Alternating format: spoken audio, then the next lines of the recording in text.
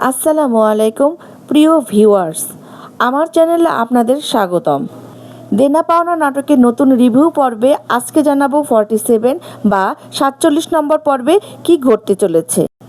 আপনারা জানেন 46 বা 46 নম্বর পর্ব আজকে ইউটিউবে প্রকাশিত হয়েছে। শেষ পর্বে আমরা দেখেছি। সামনে কি হবে বা কবে নতুন পর্ব আসছে সেটাই আপনাদের জানাবো। ভিডিওটা না টেনে সম্পূর্ণ ভিডিওটা দেখুন। আর আপনি যদি নতুন হন তাহলে চ্যানেলটি সাবস্ক্রাইব করে আমার সাথেই থাকুন। ভিডিওটা ভালো লাগলে একটা লাইক করে দিবেন। আর নিচের কমেন্ট করে জানিয়ে দিন আপনি বাংলাদেশের কোন জেলা থেকে আমার ভিডিওটি দেখছেন। দেনা পাওনা নাটকটি বা এই সিরিজটি কোন কোন বারে বা কোন সময় সম্প্রচারিত হয়। দেনা পাওনা নাটকটি বা এই সিরিয়ালটি মঙ্গলবার ও বুধবার দুপুর 12টায় সম্প্রচারিত হয়। আজ আপনাদের জানাবো নাটকের 47 বা 47 নম্বর পর্ব নিয়ে গুরুত্বপূর্ণ আপডেট। যারা আগের পর্বগুলো মিস করেছেন তারা এখনই সিনেমাওয়ালা এন্টারটেনমেন্ট অফিসিয়াল ইউটিউব চ্যানেলে গিয়ে দেখে আসুন। প্রতিটি পর্বেই রয়েছে নতুন চমক। ভিউয়ার্স, আপনাদের ভালোবাসা ও সাপোর্টই আমাকে এগিয়ে যাওয়ার অনুপ্রেরণা জাগায়। তাই আগামী পর্ব মানে 47 বা 47 নম্বর পর্ব আগামী মঙ্গলবার সম্প্রচারিত হবে সিনেমাওয়ালা এন্টারটেনমেন্ট অফিসিয়াল ইউটিউব চ্যানেলে। আমরা এই পর্বে মানে 46 বা 46 পর্বে দেখলাম শহীদের শাশুড়ি ব্যাগ গুছিয়ে বাড়ি চলে যাওয়ার জন্য রওনা হয়। শহীদের বাবা তার গ্রামের বাড়িটি মিন্টু মেম্বরের কাছে বাড়িটি বন্ধক রাখে আর শহীদকে ব্যবসার জন্য টাকা দেয়। এইদিকে মিন্টু মেম্বর শহীদের বাবাকে বাড়ি বন্ধকে টাকাটা ফিরিয়ে দেওয়ার জন্য বারবার তাগাদা দেয়। শহীদের বাবা শহীদের মা আর শহীদের ছোট ভাইকে নিয়ে ঢাকায় চলে আসে শহীদের বাড়িতে। শহীদকে বাড়ির বন্ধকে টাকাটা পরিশোধ করার কথা বললে সে নানা উছিলা দিয়ে এড়িয়ে যায়। এদিকে শহীদের মা শহীদের নানা বাড়ি যাওয়ার কথা বলে। এর কারণ হচ্ছে শহীদের নানা বাড়িতে তার মায়ের যে অংশটুকু আছে সম্পত্তির, সেই অংশটুকু বিক্রি করে কিছু টাকা সে যেন নিয়ে আসতে পারে বাড়ি বন্ধকটা ছাড়ানোর জন্য। প্রথমে শহীদ কথা শুনে শহীদের মাকে যেতে না করে, কিন্তু শহীদের স্ত্রী কথা শুনে শহীদের মাকে যেতে বলে যে গ্রাম থেকে একটু ঘুরে আসুক। শহীদের মা রুম থেকে চলে গেলে শহীদকে বুঝায় তাদের নতুন ফ্ল্যাটের কাজে বাকি রয়েছে, গ্রামের বাড়িতে বন্ধক রয়েছে, এগুলোর টাকা ম্যানেজ করা অনেক টাফ। শহীদের স্ত্রী শহীদকে বোঝায় তার মা যদি তার নানার বাড়ি থেকে কিছু সম্পত্তি বিক্রি করে নিয়ে আসে তাতে তারই লাভ। সুতরাং আদৌ কি শহীদের মা তার নানার বাড়িতে যাবে সম্পত্তি বিক্রি করার জন্য? সেটাই আগামী পর্বে মানে 47 বা 47 নম্বর পর্বে আমরা দেখতে পাবো। ভিউয়ার্স, আপনাদের কি মনে হয় আগামী পর্বে মানে 47 বা 47 নম্বর পর্বে শহীদের মা তার বাপের বাড়িতে মানে শহীদের নানার বাড়িতে কি যাচ্ছে? শহীদের মা তার বাপের বাড়ির সম্পত্তি বিক্রি করে সে টাকাটা কি নিয়ে আসতে পারবে? KM সোহাগ রানা খুব সুন্দর এই ড্রামা সিরিয়াল আমাদেরকে উপহার দিয়েছেন। দেনা পাওনা নাটকটি বা সিরিজ অনেক আকর্ষণীয়ভাবে উপস্থাপন করেছেন KM সোহাগ রানা। পরিচালক সোহাগ রানা বলেন, আমাদের চারপাশের পরিবারের মধ্যে যা কিছু হচ্ছে সেখান থেকে সুখ দুঃখ ভালো মন্দ ক্রাইসিস সম্পর্কগুলো এই নাটকে তুলে ধরা হয়েছে। প্রতি মঙ্গলবার ও বুধবার সিনেমাওয়ালা এন্টারটেনমেন্ট অফিসিয়াল ইউটিউব চ্যানেলে নতুন পর্ব 47 বা 47 নম্বর পর্বে দেখতে চোখ রাখুন। ধন্যবাদ সবাইকে। আপনাদের ভালোবাসা আমাকে চালিয়ে যাওয়ার সবথেকে বড় শক্তি। গত পর্বে আপনারা শুনেছিলেন আলুর ক্ষেতে কোনো অস্ত্রই ছিল না। এর বাকি অংশটুকু আপনাদের বলছি। ভিডিওটি না টেনে আমার পুরো ভিডিওটি দেখতে থাকুন। শয়তানের শয়তানি, শয়তানের কাজই হলো শয়তানি করা। আল্লাহ তো মানুষকে জানিয়ে দিয়েছেন যে শয়তান তোমাদের প্রকাশ্য দুশমন। এ বিষয়ে তাই প্রত্যেক মানুষের সচেতন থাকা প্রয়োজন। সে মানুষকে ভালো কাজের পরিবর্তে মন্দ কাজ করায়। আর যদি মন্দ কাজ করাতে অসমর্থ হয় তবে সে চেষ্টা করে বেশি ভালো কাজের বদলে কম ভালো কাজ করাতে। একটা ঘটনা এরকম পাওয়া যায়। একবার এক রাতে এশার নামাজের আগে খুব ঝড় বৃষ্টি হওয়ায় পথ ঘাট পিচ্ছিল ও কাদায় ভরেছিল। একজন নিয়মিত নামাজের মুসল্লি সেই অন্ধকার রাত্রে হাতে হেরিকেন নিয়ে নামাজ পড়তে মসজিদে যাচ্ছিলেন।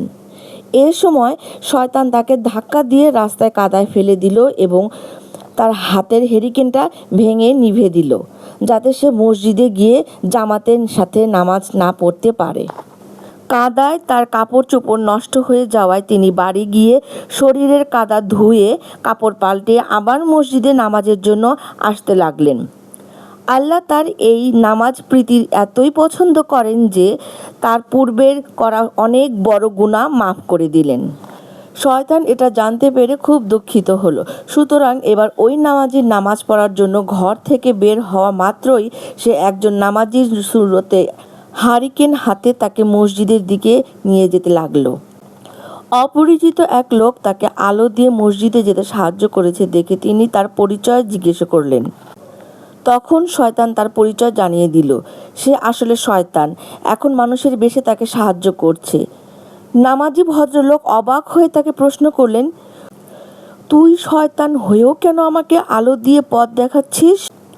উত্তরে সে জানালো, আগেরবার আপনি যখন নামাজে যাচ্ছিলেন তখন আপনি যেন জামাতের নামাজ পড়তে না পারেন সেজন্য আপনাকে ধাক্কা দিয়ে আমি কাদায় ফেলে দিয়েছিলাম। কিন্তু আপনি বাড়ি গিয়ে শরীরে কাদা ধুয়ে কাপড় পাল্টিয়ে পুনরায় যখন মসজিদের দিকে নামাজ পড়তে রওনা হলেন তখন আল্লাহ তাআলা আপনার এই কাজ খুব পছন্দ করেছেন এবং আপনার অনেক বড় গুনাহ মাফ করে দিয়েছেন। এবারও আমি ভেবেছিলাম আপনাকে ধাক্কা দিয়ে কাদায় ফেলে দেব, কিন্তু যদি আবারও আপনি কাপড় পাল্টিয়ে নামাজ পড়তে যান সেক্ষেত্রে আল্লাহ হয়তো খুশি হয়ে আপনার আরও বড় গুনাহ মাফ করে দিবেন। আমার এত বছরের এত কষ্টের এত পরিশ্রমের ফসল নষ্ট হয়ে যাবে? তাই আমি এবার আপনাকে আলো দিয়ে পথ দেখাচ্ছি যেন আপনি অন্ধকারে পড়ে না যান। এবার শুধুমাত্র নামাজের সওয়াব পাবেন। আমার কষ্টের ফসল আপনার বড় বড় গুনাহ আল্লাহ তাআলা যেন মাফ না করে দেন। ভদ্রলোক তারপর মসজিদে পৌঁছে গেল। শয়তান নিজ রাস্তায় চলে গেল। এই হলো শয়তানের নমুনা। তবে এ ধরনের শয়তান বেশি করে যেগুলো আমরা বুঝতে পারি না। তার একটা ঘটনা এবার আপনাদের শোনাবো। চৈত্র মাসের দুপুরে তীব্র রৌদ্রের কারণে শফিক সাহেব বাজার থেকে আসতে খুব কাহিল হয়ে পড়লেন। সকালে খাওয়ার সময় দেখে গেছেন ট্যাপে পানি নেই। গরমে ঘেমে শরীর একদম নাজেহাল হয়ে পড়েছে। জামা খোলার আগেই ফ্যানটা সুইচ টিপে দিলেন, কিন্তু আফসোস কারেন্ট নাই, তাই ফ্যানও ঘুরছে না। শফিক সাহেব একাই এই অ্যাটাচ বাথ ঘরটি ভাড়া নিয়ে থাকেন। মেজাজ খারাপ হয়ে গেল। বাধ্য হয়ে ভাবলেন গোসল করলে হয়তো শরীরে ক্লান্তিটা দূর হয়ে যাবে।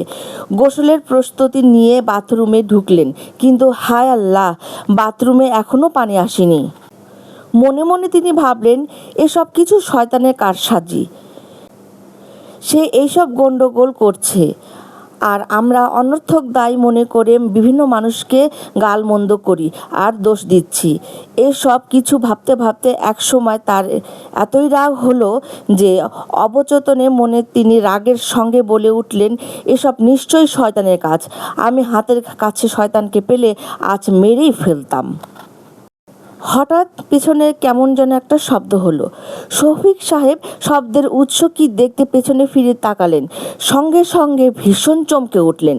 চোখের সামনে এক আজব বীভৎস প্রাণী দাঁড়িয়ে আছে। তার মাথায় দুটো শিং, কানগুলো গাধার কানের মতো, মুখমণ্ডল হিংস্র পশুর মতো দাঁত বের করা, সারা গায়ে কালো লোমে ঢাকা এবং চক্ষু থেকে যেন আগুন ফুটে বের হচ্ছে। সব মিলে এমন বীভৎস যে কল্পনা করা যায় না।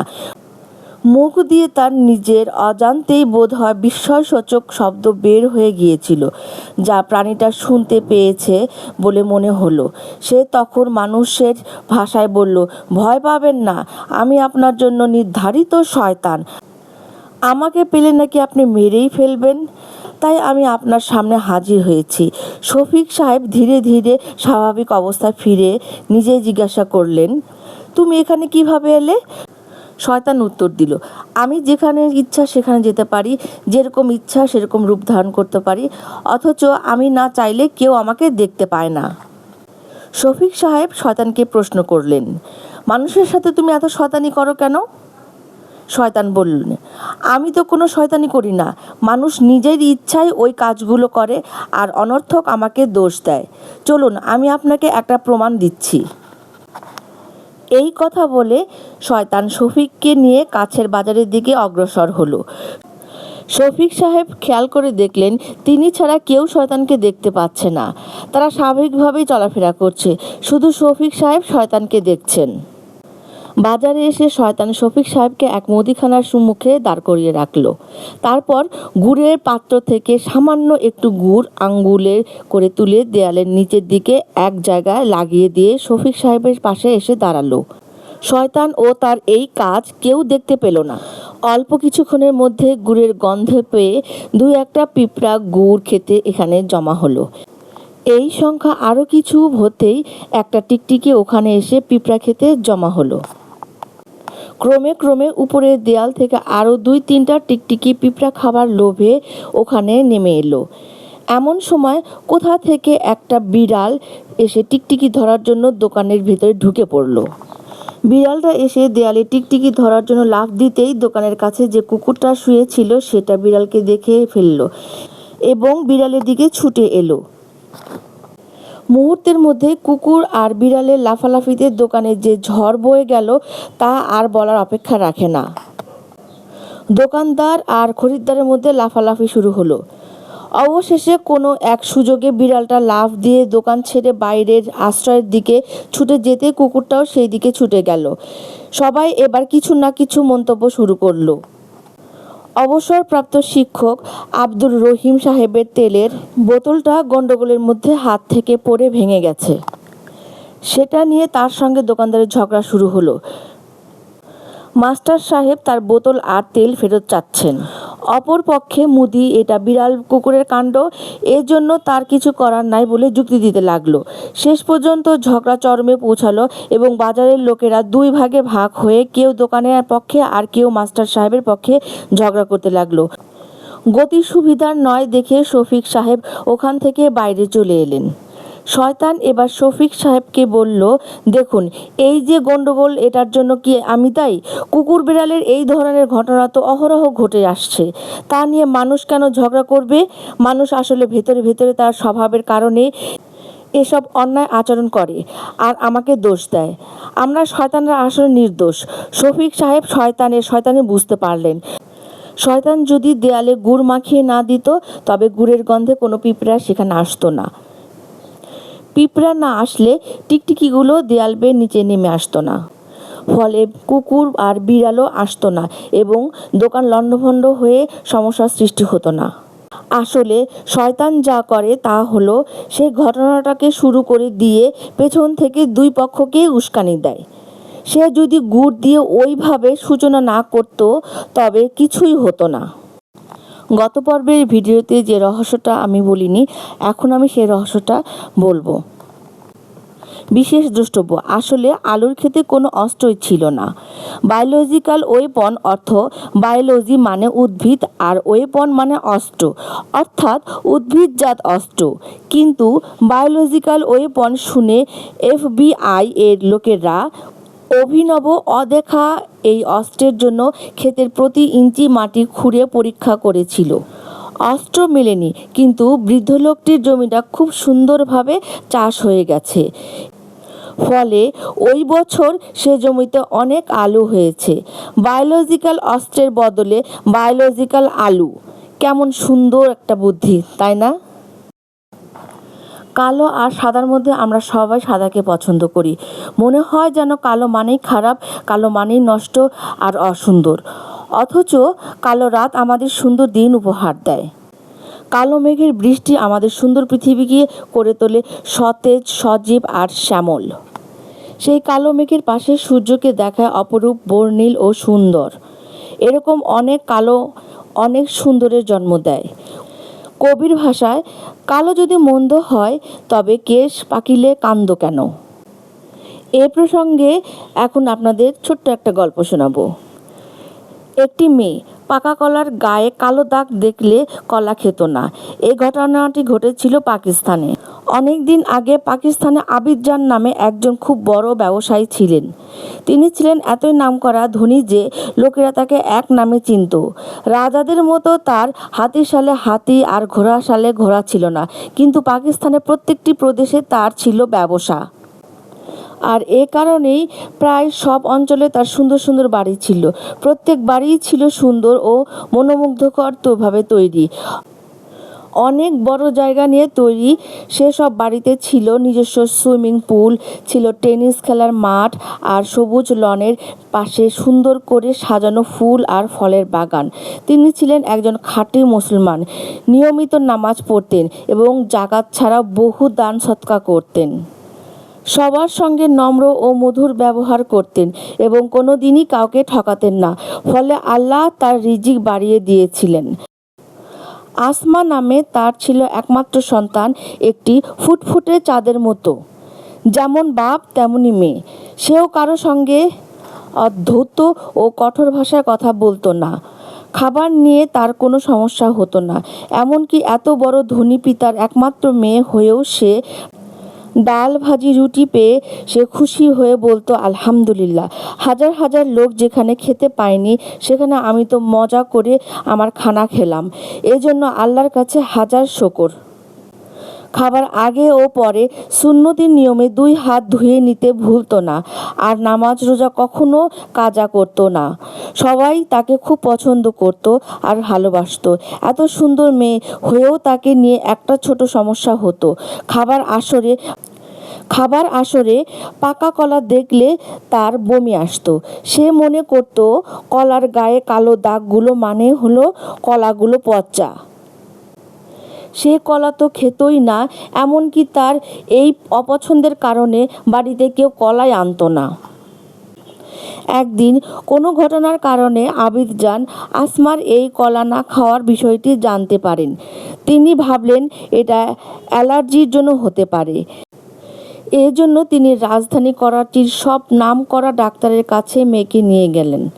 তাকে তো সবাই চেনেন, সুতরাং বিশেষ যত্ন নিয়ে ভালোভাবে তারা আসমাকে সব রকমের পরীক্ষা নিরীক্ষা করলেন, কিন্তু তার শরীরে কোনো রোগ পাওয়া গেল না। এমনকি তার কোনো রকম অ্যালার্জিও নাই বলে ডাক্তার সিদ্ধান্ত দিলেন। এরপর একদিন আবিদ জান এশার নামাজের পর মেয়েকে ডেকে জানতে চাইলেন, মামুনি, তোমাকে নিয়ে আমি খুব খুশি। আল্লাহর কাছে আমি সব সময় এ নিয়ে শুকর করি, কিন্তু একটা খুব ছোট্ট সমস্যা আমাকে ভাবায়। তুমি পাকা কলা খাও না কেন? মাথা নিচু করে নম্রভাবে আসমা জানালো, বাবা, তুমি তো জানো আমি সব রকমের খাবারই আল্লাহর নিয়ামত মনে করে খাই। এমনকি শুধু ডাল ভাজি আর রুটি হলেও আমার অসুবিধা হয় না। কিন্তু যে কলাটা পচে গিয়ে গায়ের উপর কালো কালো দাগ পড়ে গেছে তা আমি খাই কিভাবে? তুমি কি চাও যে আমি পচা ফল খাই? আবিদ জান বুঝতে পারলেন আসমা কলার চোচার উপরে কালো দাগ দেখে কলাটি পচে গেছে বলে মনে করে, আর তাই সে কলা খায় না। এজন্য তিনি মনে মনে একটা বুদ্ধি আঁটলেন। কলার গায়ে কোনো দাগ না থাকলে তোমার তো কলা খেতে আপত্তি নেই না বাবা? তাহলে আমি কলা খাবো, বাবা তাকে বললেন। মামুনি, আমি তোমার জন্য কালো দাগ ছাড়াই কলা নিয়ে আসব। আমি তোমাকে একটি কথা বলবো যা তুমি এখনো জানো না। এরপর একদিন সুবিধা মতো সময় তিনি নিজেই বাজারে গেলেন এবং দেখে শুনে কলা কিনে আনলেন। রাত্রে খাওয়ার সময় মেয়ের হাতে একটা কলা দিয়ে তাকে খেতে বললেন। কলাটি দেখে আসমা খুব ভালো লাগলো। একদম নিটল হলুদ রঙের কলা, তার মাঝে কিছু সবুজ রং, একটু শক্ত, তবে কোথাও কোনো কালো দাগ নেই। ঘুরিয়ে ফিরিয়ে কলাটি দেখে তার খুব পছন্দ হলো। বাবা তাকে কলাটি ছিলে খেতে বলল। সেও আনন্দের সঙ্গে কলাটি ছিলে ফেলল। কি সুন্দর নিটোল আর পরিষ্কার সাদা কলাটি, দেখলেই খেতে ইচ্ছে করে। বাবা তাকে এবার কলাটি খেতে বললেন। ওহ, এটা কি! মুখটা বিষাদ হয়ে গেল আসমার। কেমন কষ্টা আর শক্ত। আবিদজান তার মুখ দেখেই সব বুঝে ফেললেন। কোনো প্রশ্ন না করে এবার তিনি একটি পাকা কলা হাতে দিয়ে এটাকেও ছিলতে বললেন। কোনো কথা না বলে অনিচ্ছা সত্ত্বেও আসমা কলাটি হাতে নিল। এটাও দেখতে সম্পূর্ণ হলুদ আর তার মধ্যে সবুজের কোনো ছোঁয়া নেই, তবে 2-4টা কালো দাগ ওর গায়ে লেগে রয়েছে। মনে মনে খারাপ লাগলেও আসমা এবার কলাটির খোসা খুলে ফেলল। এটার ভিতরে একদম পরিষ্কার, তবে ভেতরটা রংটা একটু হালকা হলুদ ও অনেকটা ক্রিম কালার। কোনো পচা টচা নাই, নাক দিয়ে শুকে কোনো খারাপ গন্ধ টের পাওয়া গেল না। হাসি মুখে আবিদজান মেয়ের দিকে তাকিয়েছিলেন। এবার তিনি মেয়েকে কলাটি খেতে বললেন। কি আশ্চর্য! এটা খেতে যেমন মিষ্টি তেমন দেখতে সুন্দর, কোনো কষ্টা বা কটু স্বাদও নেই, আর খেতেও বেশ সুস্বাদু। একটু একটু করে আসমা পুরো কলাটি খেয়ে নিল। হাসি মুখে আবিদজান জানতে চাইলেন, মামুনি, কোন কলাটি খেতে তোমার বেশি ভালো লাগলো? মিষ্টি হেসে লজ্জিত